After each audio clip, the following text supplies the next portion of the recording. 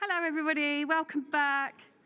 Hope you're refreshed. For those of you that got up at 3 a.m., you're doing okay. You're still in here. You're not flagging just yet. Get coffee, get tea. And for those of you that were stuck on planes, welcome. So please, hello, Polly. Well, I didn't think Polly was going to make it, so nice to see you and some of the students that were on the plane with her. Right, we are going to carry on. We have got another presentation that hopefully kind of seamlessly intertwines with the presentations that we've had so far. So this one is called Shifting Skillsets, Training for the New Media Technology Workforce with James McDonnell and Jonathan Marshall. So hopefully this will kind of follow on with the conversations about what we need to think about in terms of training for this evolving industry. So James and Jonathan, welcome. Over to you. Thank you.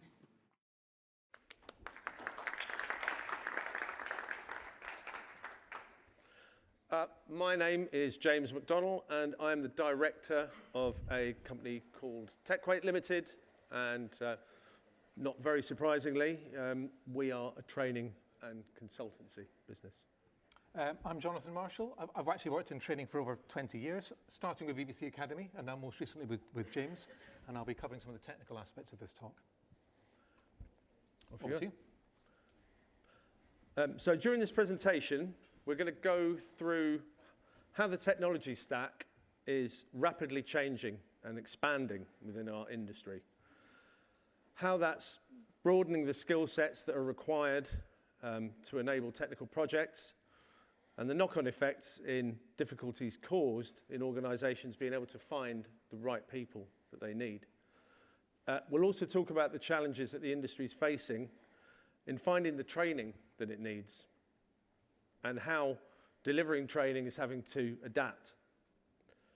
We'll also discuss the core topics that we've been delivering primarily over the last couple of years within the industry, and what we think will be the key skills needed going forward.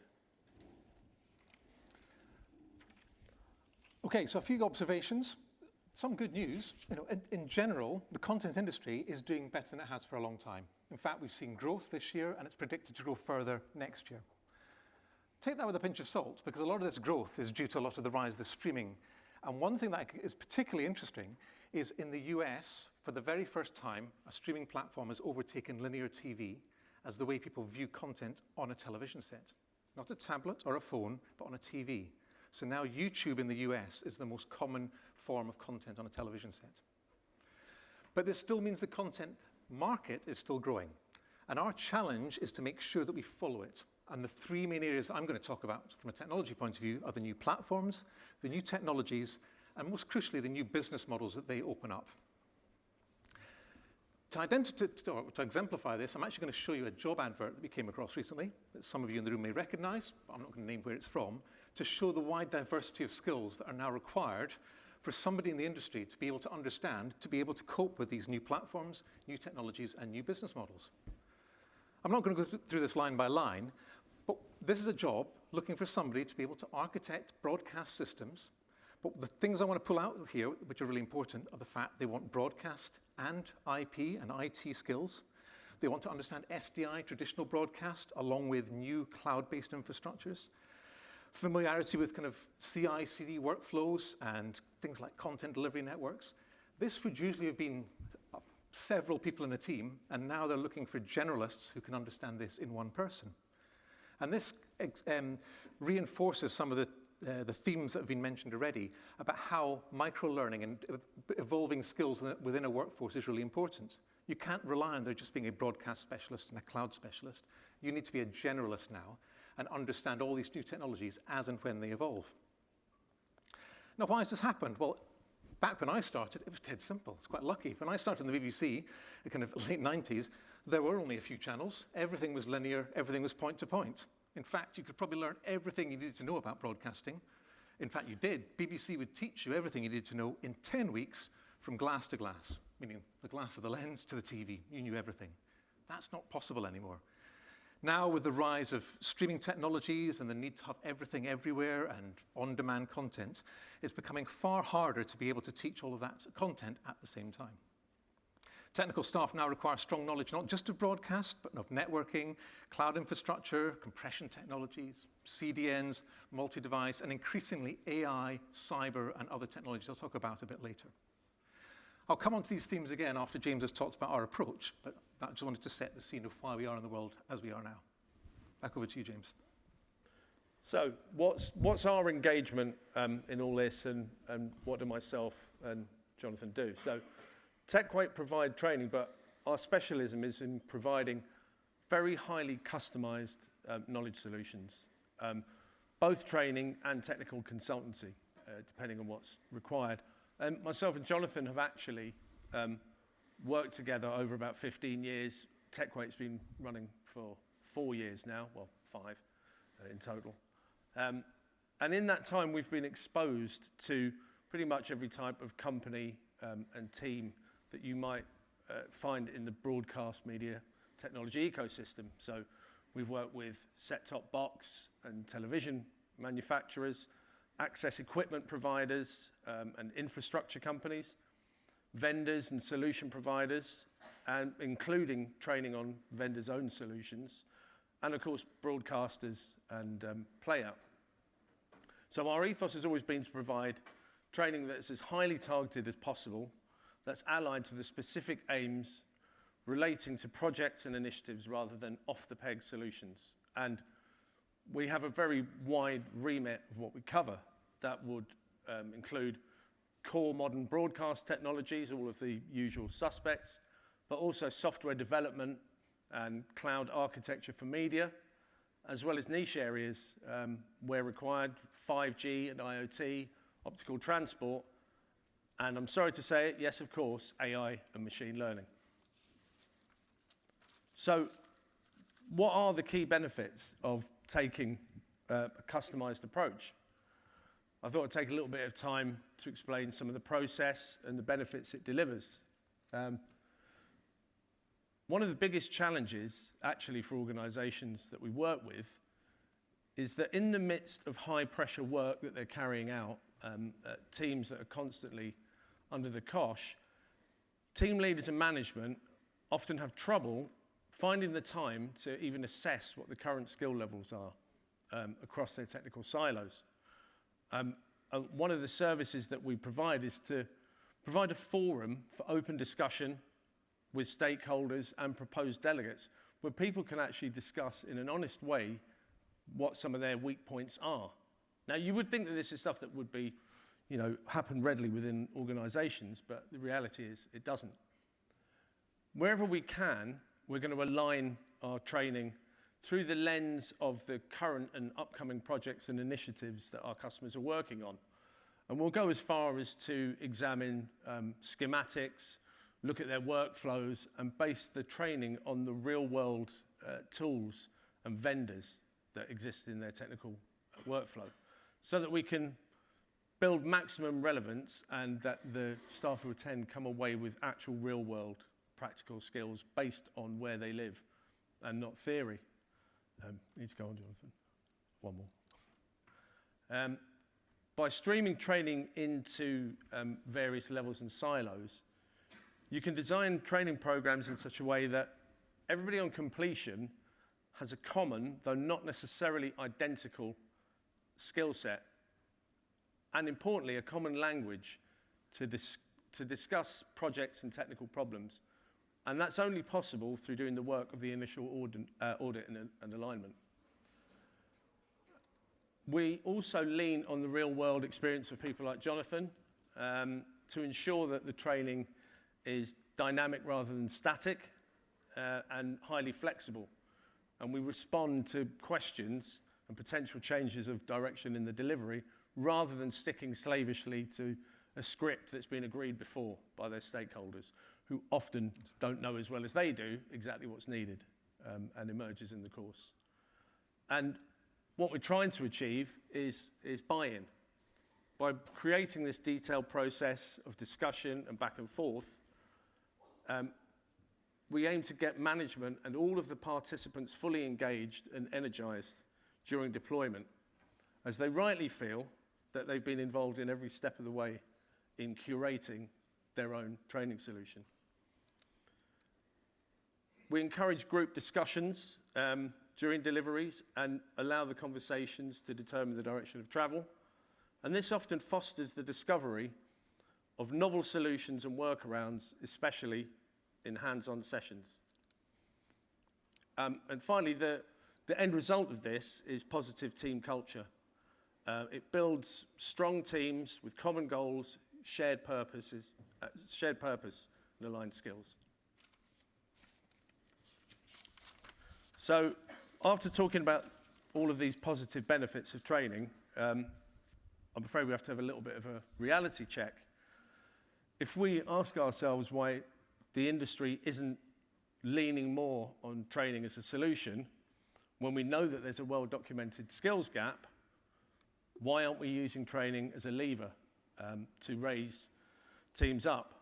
I would dare say anybody that's been involved in trying to procure training within their organisation in recent times will find what I'm about to say as no surprise. There are three interrelated barriers, but there's no getting away from it. The elephant in the room is budget. I've been in training long enough to remember a time when clients would call me up towards the end of a budget cycle and say, "Hi, James, our budget cycle ends in a month. We desperately need to spend the money, otherwise it won't get allocated again." That hasn't happened probably for nearly a decade now. And the reason for that is training budgets have now moved to discretionary spending. They are not routinely allocated at departmental and team level as they used to be. And in fact, they even used to be allocated at individual level. So it was quite easy to go into organisations, talk to them, talk to all of the people at the coalface about what they needed, and then go back to L&D and work with them to build training programs based on that granular level of detail because they knew the individuals had the money to spend. On top of that, economic uncertainty generally within individual companies and the wider economic landscape for the industry have had a slowing effect on training.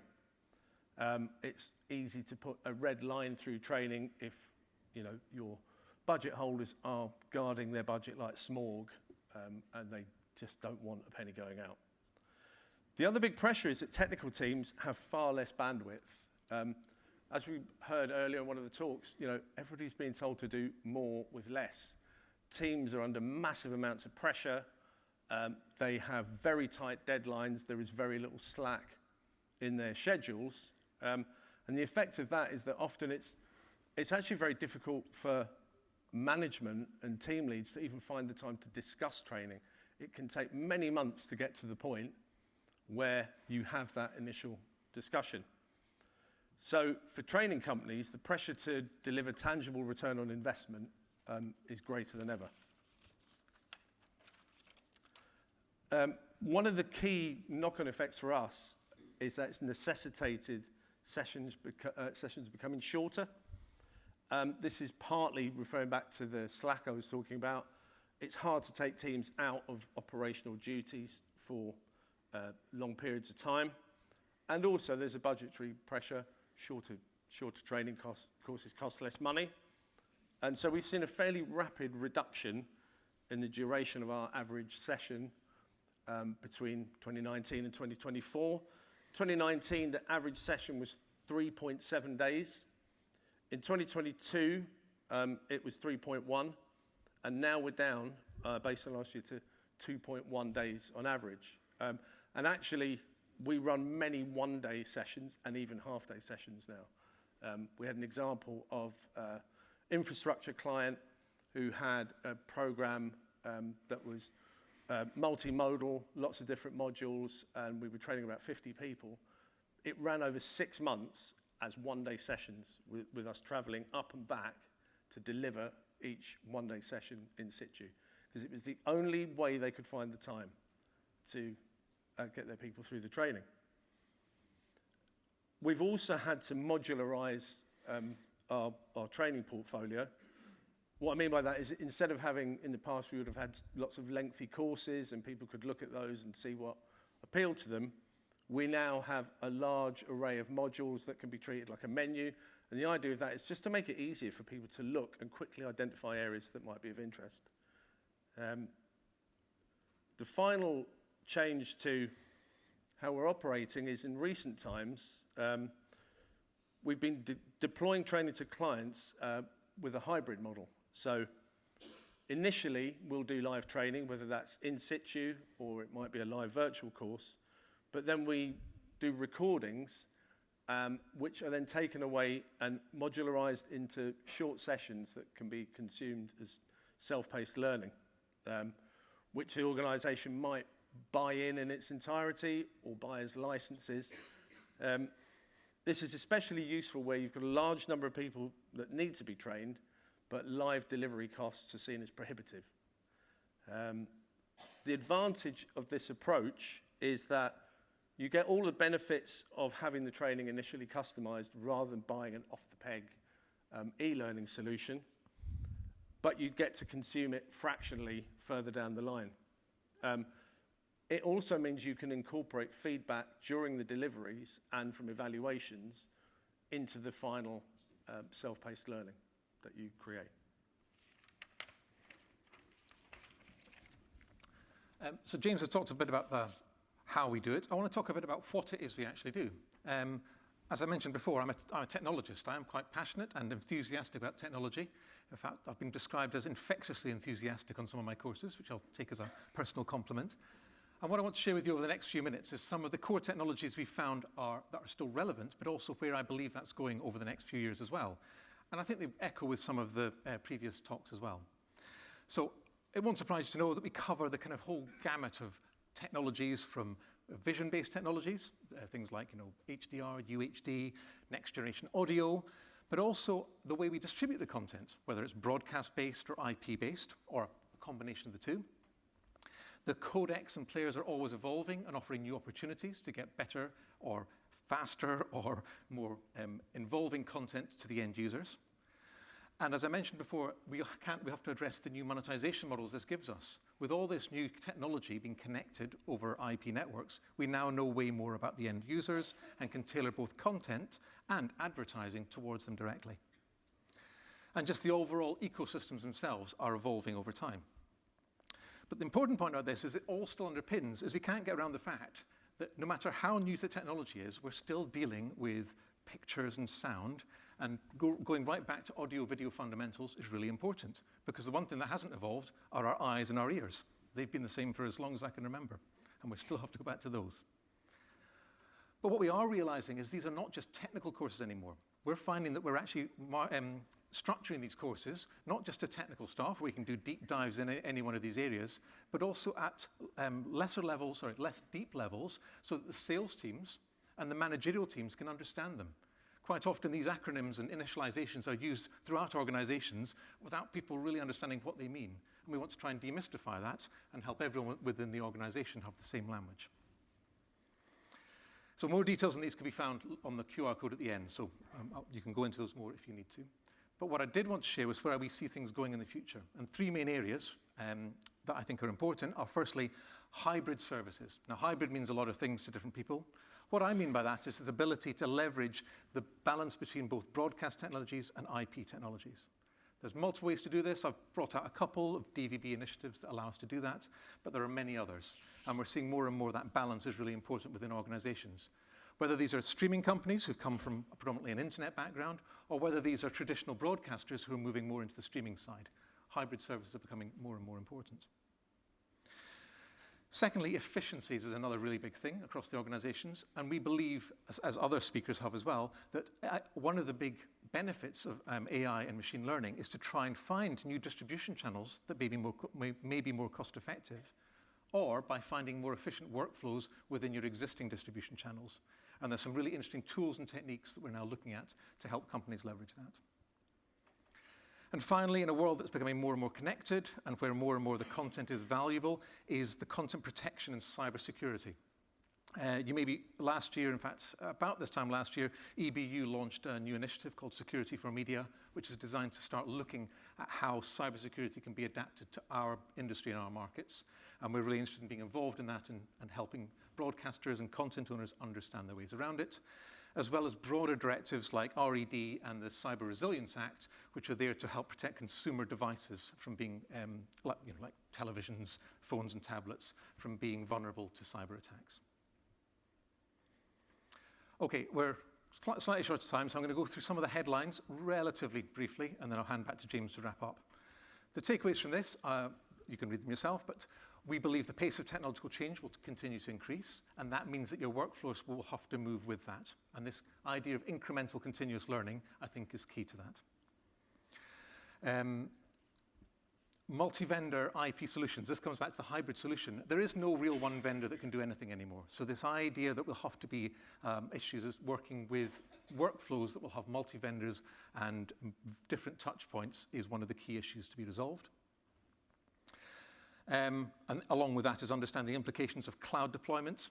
What I mean by that is the balance of cloud deployments versus what you might have on-prem and how that makes both your quality and your costs balance with that. The point I made earlier is we need expert generalists now. We can't have specialists anymore because of the wide gamut of skills that anyone needs, not just technically, but sales and managerial as well. And finally, let's not lose the fact that we still need our fundamentals. We still need to make sure that the picture and the audio is as good as we can make it, because we're trying to deliver very good, high-quality content, no matter how we're delivering it and what new technologies we're using. And on that, I'll hand back to James to wrap up with the QR code I mentioned before. Okay, I'll say quickly, in today's broadcast media landscape, technology is evolving faster than at any time before. New codecs, new platforms, new workflows. Change is constant and it's accelerating. But technology alone doesn't give an organization its competitive edge. People do. If your engineers, operators, and technical teams aren't keeping pace with that change, the investment you've made in infrastructure and innovation won't deliver its full value. So, training has a cost, but it's an enabler. It builds resilience against disruption, unlocks efficiencies, empowers teams to make the most of new tools from day one, and helps foster innovation. The choice is simple: invest in your people today or risk being left behind tomorrow. In a rapidly changing industry, training is not optional, it's mission critical. Thank you.